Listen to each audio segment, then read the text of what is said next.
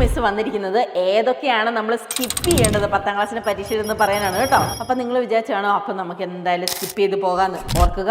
നിങ്ങൾക്ക് വളരെ ഇമ്പോർട്ടൻ്റ് ആയിട്ടുള്ള ചാപ്റ്റേഴ്സ് ഒരുപാടുണ്ട്.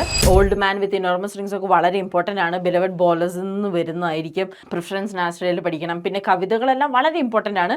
പോയം ആണെങ്കിലും വളരെ ഇമ്പോർട്ടൻ്റ് ആണ്. ഫ്രണ്ട്സ്, റോമൻസ് ആൻഡ് കൺട്രിമെൻസ് വളരെ വളരെ ഇമ്പോർട്ടൻ്റ് ആണ്. നമ്മൾ ഓർക്കേണ്ട കാര്യം കുറച്ച് വെയിറ്റേജ് നമുക്ക് കുറച്ച് കൊടുക്കാമെന്ന് പറയുന്നത് ശാകുന്തളം ഒത്തിരി അങ്ങനെ വരുന്നില്ല, എന്നാലും ചാൻസസ് ഉണ്ട്.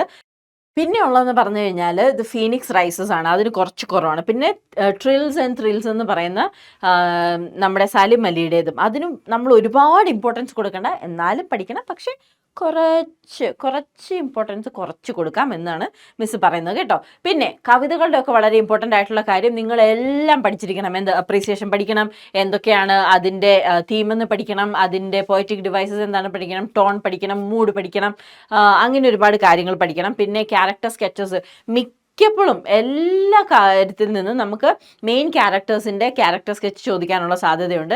അത് മാത്രമല്ല, ഇപ്പം നമ്മൾ അതിലുണ്ടായിരിക്കുന്ന മെയിൻ ഇൻസിഡൻസ് എല്ലാം ഓർത്ത് വെക്കണം. കാരണം ആ മെയിൻ ഇൻസിഡൻസിനെ അതിനെ ബേസ് ചെയ്ത് വേറൊരു തീം തന്നിട്ട് നിങ്ങളോട് എസ്സേ ഉണ്ടാക്കാനോ അല്ലെങ്കിൽ ഒരു ലെറ്റർ എഴുതാനോ അല്ലെങ്കിൽ ഇമെയിൽ എഴുതാനോ അതും അല്ലെങ്കിൽ നിങ്ങളോട് പറയും എന്തെഴുതാനായിട്ടാണ്, ഒരു പാരഗ്രാഫ് എഴുതാനായിട്ടോ ഒരു റൈറ്റപ്പ് എഴുതാനായിട്ടോ വരുന്നതായിരിക്കും. അപ്പം that is very important. Okay.